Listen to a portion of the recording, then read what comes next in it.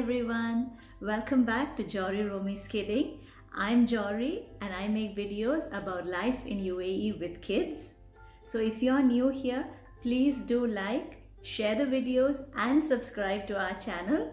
So the day we have all been waiting for is finally almost here.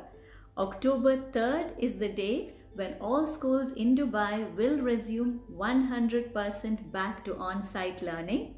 So this is going to be as exciting as the first day of school, but definitely we parents need to do a lot of preparations. Now Patrick has been going to school since the beginning of this term. So in this video, I would like to share some of our learnings and a few tips that may be helpful for you as well. We're going to be covering everything from school uniforms, school supplies, to essentials to pack, to actually managing emotions. First, let's talk about the school uniform. Now there will be, of course, a school mandated uniform. Generally, there are two kinds of uniforms. One is the normal school uniform and the other will be the PE uniforms. Do try to make sure that you take appointments at the uniform shops early because there is a lot of rush and supplies are getting limited. So please schedule your appointment and try to ensure that you have the school uniform. In addition to the uniform, you would require black shoes for the normal uniform, white shoes for the PE uniforms, and then don't forget innerwear like vests or inner thermal wear or petticoats, as well as white socks. So please do ensure that you have enough number of the uniforms, enough number of socks, innerwear, everything, and that you are prepared for the first day of school. In case your child's school provides swimming, then you would know that swimming is again going to be brought back and swimming is going to be a part of the curriculum again. So swimwear, you would require a swim hat, a swimsuit that would again probably be mandated by the school, then goggles, Crocs or sandals, towel or hooded towels, as well as a bag to carry the swimwear in. Also, let's not forget sunscreen lotion, especially if your child's swimming lessons are in an outdoor pool. And now we come to school supplies. Now this is something very exciting because we want children to be excited to go to school.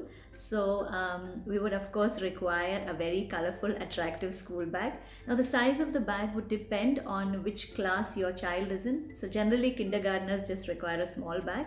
But if your child is in primary, then you would probably want to go for a bigger bag. Patrick's bag, I have selected one which has 3 pockets. So the pocket in front is where we put the COVID sanitary pack, and then for the main pockets, one we use for keeping the books and stationery, and the other one is where we put his iPad. Now when it comes to stationery, on typical days you would have to send in pencils, eraser, sharpener, a scale. In addition to this, you may also want to send in color pencils because generally wherever there is drawing, they have to do a lot of coloring, as well as probably a glue stick. And then we place all the stationery in a very nice, attractive pencil case because we want them to be excited to go to school. On days when he has art lessons, I generally send Patrick's art notebook along with a set of scissors and whatever additional art materials are required in a folder by itself. So you may also want to keep certain materials ready at home, which you can send in later when the school requests.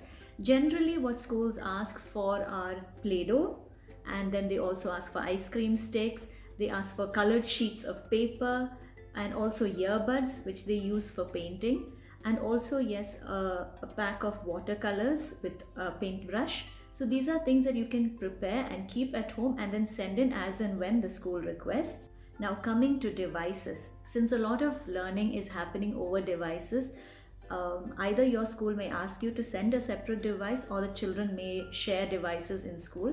But in case you don't want sharing to happen and you want to send a device, try to look for a device which is user friendly and which is simple enough, and please do install all the apps, everything required prior to sending with your child. You may also have to send in headphones because if multiple children are using these devices and there's a lot of noise coming, it can interrupt the class. So you may have to send in headphones, and please do ensure that the device is fully charged when you send it to the school. Also, now if your child has been working on a laptop at home, like in our case, Patrick was always working on the laptop, so we had to buy a device just to send to school. So try it if you are doing the same, and if the device is new to your family and your child has never used a device before, then please do show them how to access it. Please do make them practice it at home so that they are confident before they go to school, because there may be, especially when you go from grade 1 above, there may be a lot of uploading work that they need to do. They may have to take photographs and videos of their work, and the child should be aware of how to do that. Also, another very important thing is, if you are sending in any sort of tab, whether it's an iPad or a Samsung tab, whatever tab you decide to send in, please do try to ensure you get a glass cover put on the front so that cracks can be avoided, because children may tend to drop them and it can get cracked. And also try to put a cover and send so that it stays protected and there is no fear of breakage. Now please do ensure that you label everything that you send in, right from the school bag to the stationery, to the stationery box, to each and every scale, eraser, sharpener, the devices, their tiffin box, everything. Please do try and label it with either a permanent marker, or if you get separate labels, then that would do also. Now coming to the lunch bag, you can see over here, this is the one Patrick has chosen for himself. So he has only one main break. So I'm going to be sending in a tiffin, which is more or less like a bento box, and we can put multiple food, fruits, healthy snacks in there. In case your child does have a fruit break, then you can send in a small tiffin as well as a juice packet. So a standard tiffin bag like this should be enough. But in case your child does have more breaks or is staying back for any extracurricular activities, you would probably want a different or a bigger tiffin bag. Let's talk about how to fix a schedule that works for your family. Now, since school has already started, I'm sure children are anyway waking up early, but when they go to school, they're going to have to wake up even more earlier, whether it is by own transport or even if they are traveling by bus.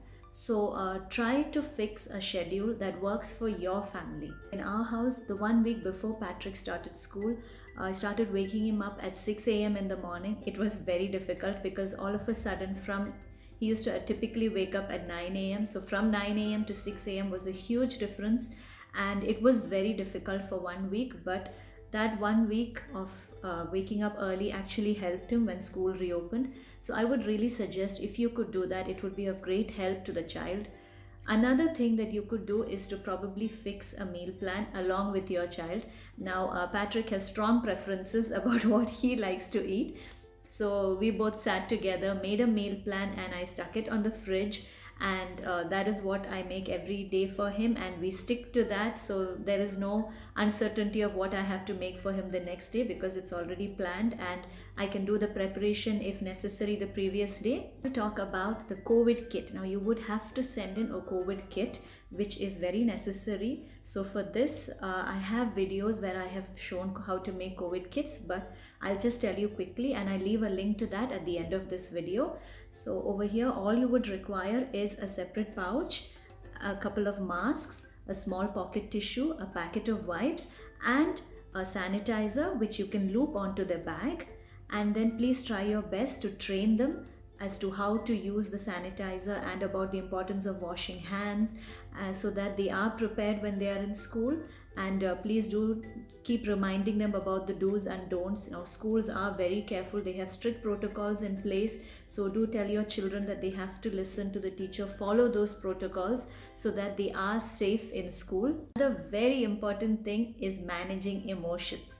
Now generally children are excited to go back to campus, but then they may have certain small anxieties or small fears. Like in Patrick's case, he's been at home for almost 1.5 years now, and he got used to me being around to help him. So there was a little bit of concern in his mind, at least, that you're not going to be there to help me, mom.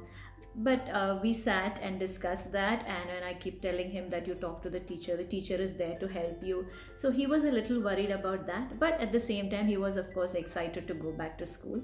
So probably your child may be excited or may be worried or may be anxious. So do try to spend some time with them because they are so little, and sit and talk to them about how exciting it is and what they should do, what they should not do, so that they are relaxed and happy to go back. Now we'll talk about managing our emotions. So as moms, naturally we tend to worry about our children. So I'd like to talk about this in two ways. The first is regarding the COVID.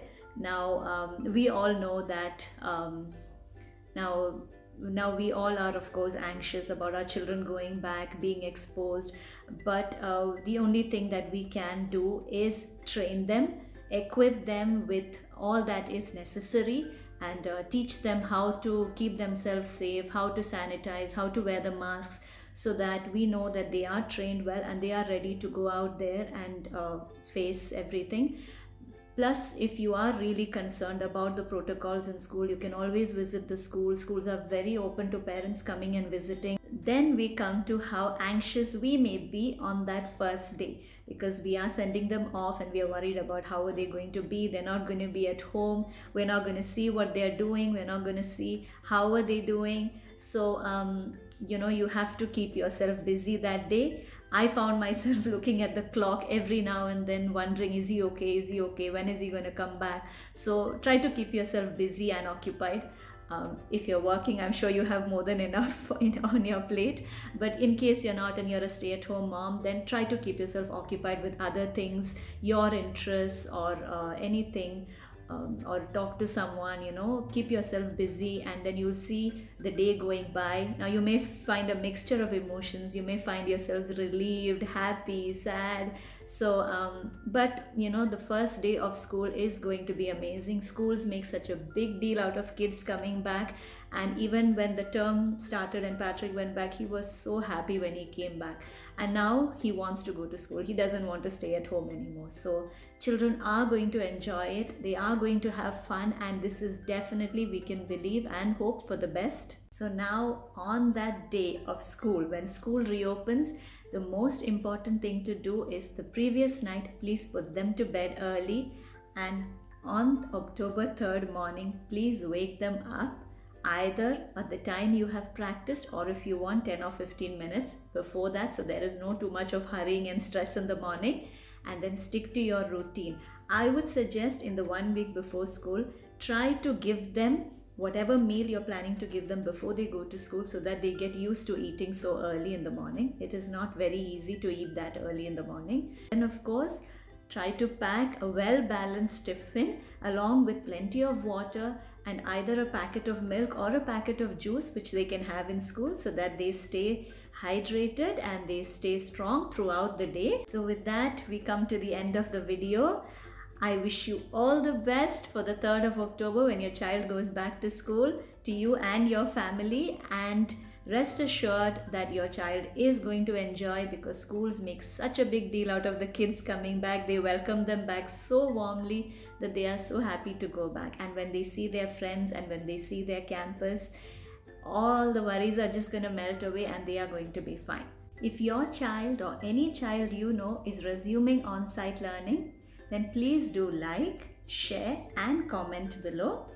Thank you for watching, and until our next video, stay safe and happy kidding!